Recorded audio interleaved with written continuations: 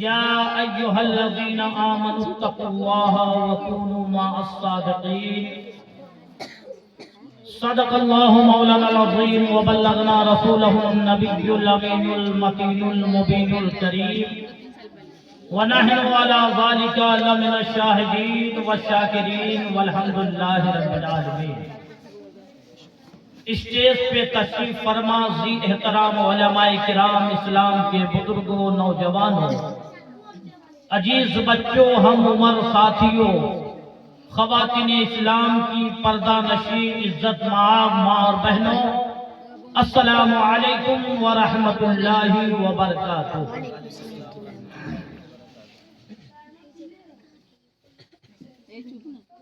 अभी उतनी ठंडी नहीं है कि आप मुंह को खोलना नहीं चाहते हैं। अभी तो मस्त मौसम है, न ठंडी है न गर्मी है, अनोखे और निराले महीने हैं, इसलिए अनोखी और निराली बात होनी चाहिए। इससे पहले कि मैं अपनी गुफ्तगू का आगाज और शुरुआत करूं, नबियों के नबी, रसूलों के रसूल, जाने आलमीन, खालिके कायनात के महबूब हबीब, खत्मुर रसूल, दानाए कुल, महबूबे परवरदिगार की बारगाह में अकीदत व मोहब्बत के साथ इस अंदाज से दुरूद पेश करें जिस तरह एक गुलाम अपने आका की बारगाह में दुरूद पढ़ा करता है। पढ़िए अल्लाहुम्मा सल्ली अला सय्यिदना मौलाना मुहम्मद व अला आले सय्यिदना मौलाना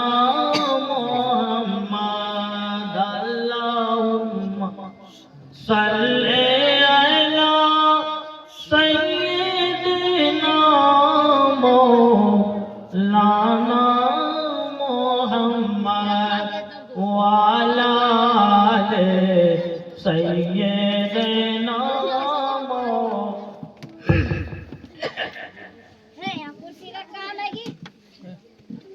हर दर्द की दवा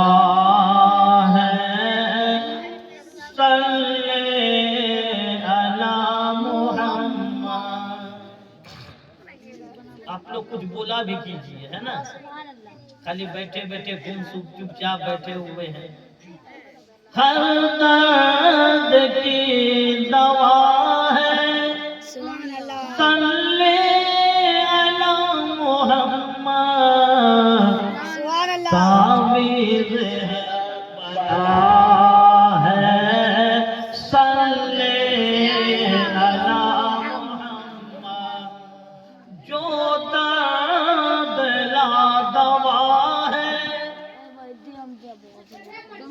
जो दला दवा है, ये भूल कर पिला दो, जो दला दवा है, ये भूल कर पिला दो, क्या नुस्खे शिफा है सल्ले क्या नुस्खे शिफा है सल्ले अला मुहम्मद। वीडियो बना ना मार बना घर नहीं हिला हिल मो सय्यदना व माबाना व मलजाना कसम मार बना घर नहीं बना है मत बना अरे बड़का उड़े को दिया दे बड़का ये ढेर बुद्धि मास्टर का बेटा है इसलिए। आपको मालूम है ना कि मौलाना महमूद साहब बड़ी अछूते अंदाज में बयान फरमा रहे थे और उसने फरमाया था कि आज जिसकी याद में हम बैठे हुए हैं, मुख्तसर लोग, गिने चुने लोग हैं। मैं ज्यादा आपका टाइम नहीं लूंगा, बस कुछ मोटी मोटी बात मैं कहकर आपसे रुखसत हो जाऊंगा और अपनी वाणी को विराम दूंगा, है ना। कि गौसे आजम रज़ी अल्लाह ताला अनकंटिन्यू 40 साल तक इशा के वजू से फजर की नमाज पढ़ते हैं। हम लोग कितने लोग नमाज पढ़ के आए हैं? बोलिए, कितने लोग नमाज पढ़ के बैठे हैं? आज की महफिल इसलिए सजाई गई है कि गौसे आजम के किरदार को बयान किया जाए, उनके जिंदगी गुजारने का जो शैली था, जिंदगी गुजारने का जो तरीका था, आपने अपनी जिंदगी में क्या कुछ करके लोगों को दिखाया, उस पे तस्करा होगा, बयान होगा। पहली बात तो यही से शुरू है कि गौसे आजम 40 साल तक इशा की वजह से फजर की नमाज पढ़ते रहे। आप कितने लोग हैं इशा की वजह से इशा की नमाज पढ़ के आए? बस 2-4 गिने हुए लोग मिलेंगे। मैं पूछता हूं, अगर आज की महफिल न सजाई जाती, अल्लाह हरगिज़ सवाल नहीं करेगा कि तुमने 11वीं की महफिल सजाई कि नहीं, 12वीं का जुलूस निकाला कि नहीं, 12वीं के मौके से खिचड़ा पकाया कि नहीं, मुहर्रम के मौसम में, मुहर्रम के महीने में तुमने बिरयानी और खिचड़े का इंतजाम किया कि नहीं। मगर उलमा तशरीफ फरमा है, मुफ्ती साहब स्टेज पे विराजमान है, उससे पूछिए कि बालिग होने के बाद अगर कोई नमाज नहीं पढ़ता है तो अल्लाह तबारक व तआला हर एक नमाज की पूछी साहब से फरमाए। हमारी पैदाइश का मकसद ही तो नमाज है, मेरा पैदा होने का उद्देश्य ही तो नमाज है। मगर आज हम क्या कर रहे हैं? नमाज से कोसों दूर है, नमाज से गाफिल हैं। हम किस लिए पैदा किए गए हैं, हम उस चीज पे कतई नजर नहीं डाल रहे हैं। हमारी पैदाइश का मकसद क्या है, हमारी पैदाइश का उद्देश्य क्या है। इसलिए आप नमाजों की पाबंदी करें, आप नमाज पढ़ें। नमाज किसी पर माफ नहीं है, और नमाज का सवाल रोज़ महशर की जान गुदाम कवत अव्वली सबसे पहले मैदान महशर में अगर मुझसे कोई सवाल होगा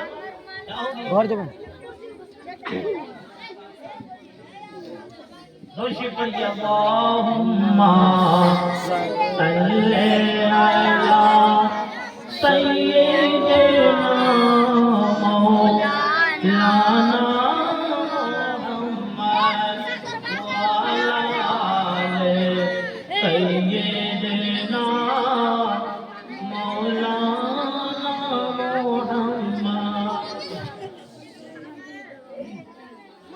2-4-10 मिनट गुफ्तगू सुनिए। सर भला कोई क्या जाने के है कैसा तेरा, सर भला कोई क्या जाने के है कैसा तेरा, सर भला कोई वीडियो जाने के है कैसा तेरा। औलिया मलते हैं, औलिया मलते हैं आप है वो है तलवा तेरा, औलिया मलते हैं वो क्या दबे जिस पे हो है माया का पंजा तेरा, वो क्या दबे जिस पे हो है मायत का पंजा तेरा। शेर को खतरे में लाता नहीं वह कुत्ता तेरा, शेर को खतरे वो है कुत्ता तेरा शेर को खतरे में। हजरत मुल्ला जाम रहमतुल्लाह ताला अलैह गौस आजम की बारगाह में तशरीफ ला रहे हैं। हजरत मुल्ला जाम ने हजरत गौस आजम की बारगाह में सवाल पेश किया कि हुजूर मैं आपकी बारगाह में आ रहा हूँ, ये तो उसूल और दस्तूर है कि आप मेरे खाने का मेरे नाश्ते का इंतजाम तो करेंगे, ये उसूल और दस्तूर ज़ाब्ता है।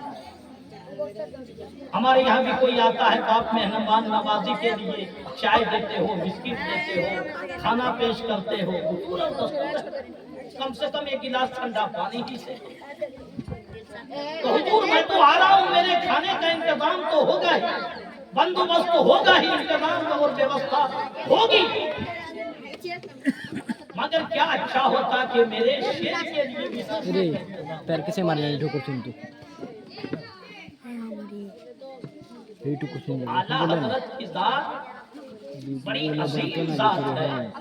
आला हजरत के हर शेर कम से कम 9 सही ज्यादा तो हर एक शेर हदीस से हदीस के पैकर में ढला हुआ होता है। आला हजरत को अगर समझना है तो आला हजरत को समझने के लिए हदायत से बख्शिश ही में लोग हो जाते हैं। आला हजरत को क्या समझ सकेंगे? हदायत के बख्शिश को पहले कोई समझ ले, फिर वो आला हजरत को समझने की बात करे। तो हजरत मुल्ला जाम ने अर्जी पेश की गौस आजम की बारगाह में, हुजूर मेरे शेर के लिए भी खाने का इंतजाम हो जाता तो बड़ा अच्छा होता। हजरत गौस आजम रज़ियल्लाहु ताला अन्हु अपने खुदाम को हुक्म सादिर फरमाते हैं कि एक गाय का इंतजाम मुल्ला जाम के शेर के लिए रखो। हजरत मुल्ला जाम हजरत गौस आजम की बारगाह में जब आते हैं, नाश्ता के बाद शेर के भी नाश्ते के लिए गाय को पेश किया जाता है। और आपको मालूम होना चाहिए शेर की बहुत सारी खुसूसियत होती है, और उन खुसूसियत में एक खुसूसी ये है कि शेर किसी का जूठा नहीं खाता। शेर किसी का जूठा नहीं खाता, और शेर पीछे से हमला नहीं करता है। शेर जब भी हमला करता है तो सामने से हमला करता है, और शेर जब भी हमला करता है पहले दहाड़ता है तो पहचल के फिर शेर की खुसूसियत हुआ करती है। इसीलिए सुन्नियों के उलमा को शेर से तशबीह दी जाती है। पीछे से हमला नहीं करते हैं, ये आगे से हमला करते हैं और चैलेंज देते हैं, है तुम में दम, अगर माँ ने दूध पिलाया है तो 2 टूक होके मुकाबला करो। ये बंद कोठरी में नहीं काम चलने वाला है, 2 टूक आके मुकाबला करो। अल्लाह अकबर। इसीलिए उलमाए बरेली को शेर से